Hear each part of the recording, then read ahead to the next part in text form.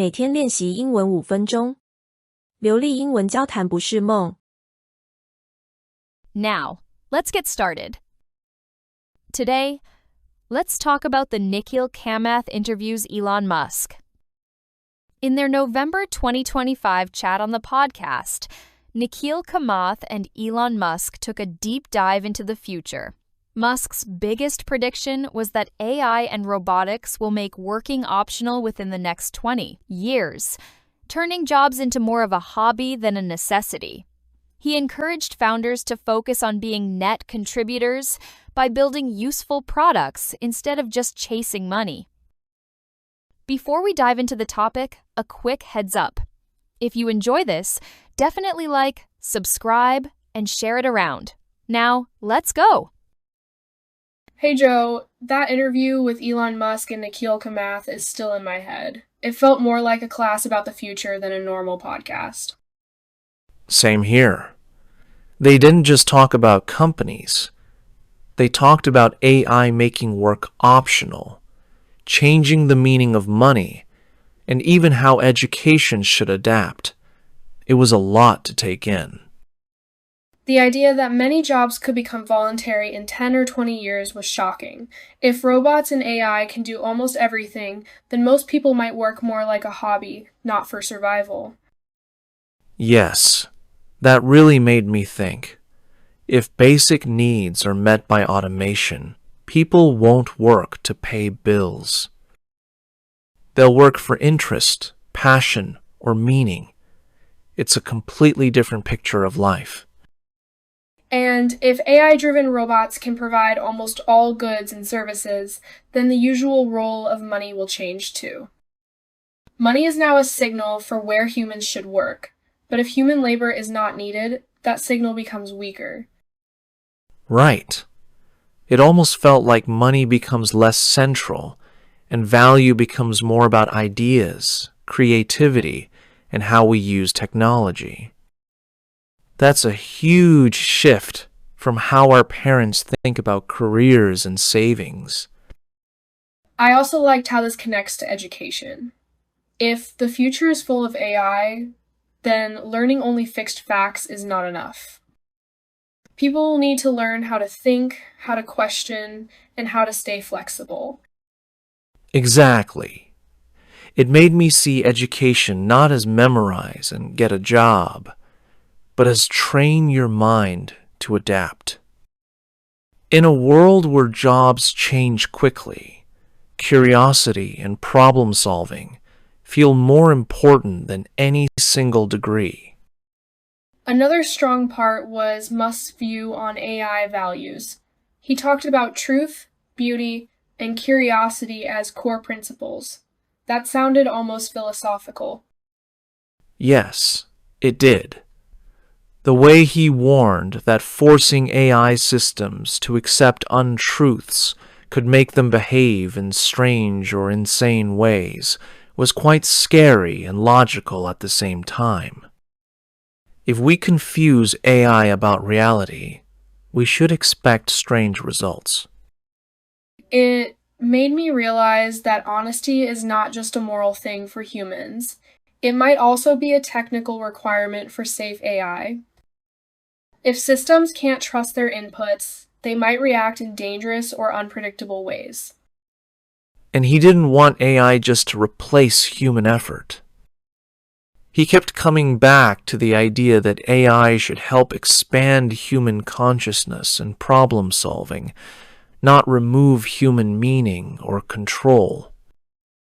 That part was powerful. Instead of seeing AI as a boss, he sees it more like a tool to make humans more capable, able to think about bigger questions, solve harder problems, and understand the universe better. It also made me think about responsibility. If people build powerful AI without good values, they risk the whole society. So, intelligence has to come with ethics and long-term thinking, not just profit. The section about X in video surprised me too. He said most online interaction might become real-time video, with AI understanding and generating things live. That felt like science fiction, but also possible. Yes, it was interesting. He sees the future internet not as static text, but as a real-time intelligent system. AI will watch, listen, summarize, translate, and answer in the moment. That completely changes how we use platforms. And for X, he imagines a big part of its workload being this live video plus AI combination. It's like turning X into a global, interactive TV and assistant at the same time. That also affects how we think about content. Instead of carefully edited posts, we might have more natural, live conversations in AI helping us understand everything in real time. The part about India and Starlink was very specific but also meaningful. He said Starlink makes more sense in rural and remote areas where normal internet is weak or too expensive. Yes, that showed he is not just trying to sell it everywhere. He sees it as a tool to connect places that are left behind. Good internet access in those areas could transform education, healthcare, and local businesses. I also noticed how he talked about Indian scientific and engineering talent. He clearly respects how important Indian minds are for global tech and even for US innovation. That felt inspiring. It sends a message that talent can come from anywhere, and that countries like India will have a bigger and bigger role in building the future, not just consuming it. For me, the most memorable part was his personal philosophy.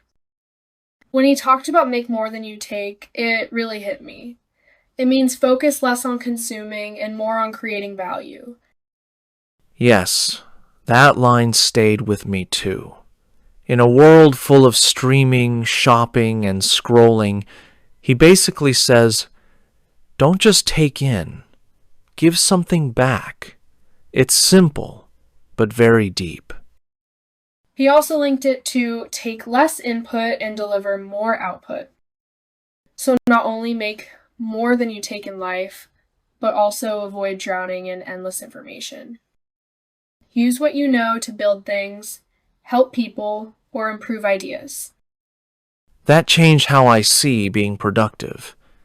It's not just working long hours. It's increasing your positive contribution. It could be a product, a service, a piece of art, or even just kindness that makes other lives better. And across all the topics, family, consciousness, the universe, he kept returning to the idea of expanding human consciousness. It's like his real goal is to help humanity see more, understand more, and reach further. That's what made the talk feel profound. It wasn't only about business strategies. It was about what kind of species we want to become. Small and scared, or curious and wide-minded. After listening, my main lesson is this. The future will bring powerful tools like AI and global internet, but the real question is how we use them and what kind of people we decide to be. And for me, the lesson is that success is not just about winning in this new world. It's about making sure we make more than we take and leave the world a little wiser, kinder, and more conscious than before. Useful phrases to memorize. 1. Is still in my head. Meaning, it is something you keep thinking about. You can't forget it. Usage. Use this when a movie, song, or conversation continues to affect you after it ends. Example. That interview with Elon Musk and Nikhil Kamath is still in my head. 2. A lot to take in. Meaning, there is so much information or so many ideas that it is hard to process everything at once. Usage. Use this after hearing or reading something very rich, complex, or surprising. Example: it was a lot to take in. 3. A completely different picture of. Meaning: a totally new way of seeing or imagining something. Usage: use this when your idea of a situation changes a lot. Example: it's a completely different picture of life. 4. Kept coming back to. Meaning: repeated or returned many times to the same point or topic. Usage: use this to show a speaker's main theme or focus.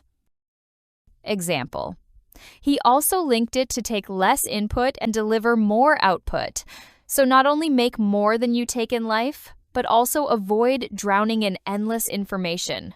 He kept coming back to contribution and output. 5.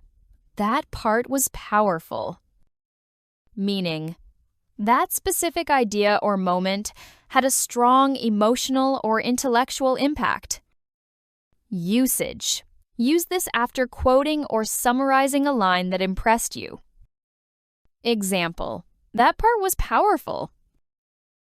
6. Felt like science fiction. Meaning: seemed very futuristic or almost unreal, like in sci-fi movies. Usage: use this for ideas that seem very advanced or hard to imagine today. Example: that felt like science fiction, but also possible. 7. That showed he is not just. Meaning: this example proves that he is more than what people usually think. Usage: use this when an action reveals a deeper or different quality. Example: yes, that showed he is not just trying to sell it everywhere. 8. Most memorable part. Meaning: the detail or moment you remember the most. Usage: use this when sharing your strongest impression from an event, book, or talk. Example: for me, the most memorable part was his personal philosophy. 9. That line stayed with me. Meaning: you continued to remember that example because it was meaningful. Usage: use this to show that a quote or phrase has a strong, lasting effect on you. Example: yes, that line stayed with me too. 10. Drowning in endless information. Meaning: feeling overwhelmed by too much information. Usage: use this when talking about information overload from news, social media, etc. Example: so not only make more than you take in life, but also avoid drowning in endless information. 11. Across all the topics. Meaning: in all the different areas they talked about. Usage: use this when you summarize a common theme in many subjects. Example: and across all the topics. Family, consciousness, the universe. He kept returning to the idea of expanding human consciousness. 12. What made the talk feel profound? Meaning: what gave the conversation deep meaning? Usage: use this to explain why something felt deep or serious. Example: that's what made the talk feel profound. 13. In the middle of all this change. Meaning: while everything around us is changing. Usage: use this to describe living during a time of big changes. Example: it's about making sure we make more than we take and leave the world a little wiser, kinder, and more conscious than before, implied, in the middle of all this change. Useful vocabulary to memorize. 1. Philosophical. Meaning: related to deep thinking about life, meaning, values, and reality. Usage. Use this to describe conversations or ideas that go beyond practical things and look at big questions. Example. Another strong part was Musk's view on AI values. He talked about truth, beauty, and curiosity as core principles. That sounded almost philosophical. 2. Philosophy. Meaning, a person's basic ideas and beliefs about life and how to live. Usage. Use this to talk about someone's general way of thinking, not just academic philosophy. Example. For me, the most memorable part was his personal philosophy. 3. Consumption. Meaning, the act of using or taking in things, especially buying or watching or reading content. Usage. Use this when talking about how much we buy, watch, or use, especially compared to what we create. Example. In a world full of streaming, shopping, and scrolling, he basically says, don't just take in. Give something back. Referring to lower consumption and higher contribution. 4. Species. Meaning, a group of living creatures of the same kind, like humans as one species. Usage. Use this for big discussions about humanity, nature, and evolution. Example, it was about what kind of species we want to become, small and scared, or curious and wide-minded. 5. Conscious. Meaning, awake and aware, thinking and noticing what is happening, related, consciousness, the state of being aware. Usage. Use this for discussions about mind, awareness, and deep thinking. Example. He kept returning to the idea of expanding human consciousness. Great work! You crushed it! What did you think of the Elon Musk and Nikhil Kamath interview? Let me know in the comments. Let's keep that momentum going by focusing on mastering just a couple of phrases a day. It's those small wins that build true fluency over time. Okay, that's all for today. Thank you so much. See you next time.